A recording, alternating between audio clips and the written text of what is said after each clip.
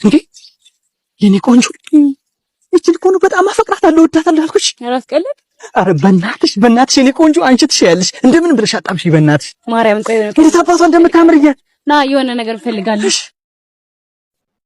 እናት ወይ ማሪ ወንድሜ ስምሽ ማየት ፈልጌ ነው። ነፍሰ ጡር ነኝ ማሪ። አዎ ነፍሰ ጡር ነው እባክሽ። እሺ አንቺም ሳሚ እኔም ልሳማ። አዎ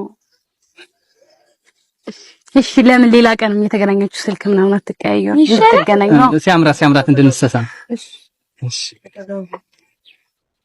እሺ እሺ የኔ ቆንጆ አንዴ ለመጨረሻ ጊዜ ከንፈሩን ሳሚ ማሪ። አዎ በእናትሽ እንደዛ ማይሆንም የኔ በማርያም የእውነት ይሄንም እርግጥ ነው በእናትሽ ባረገዝኩት ልጅ አለች።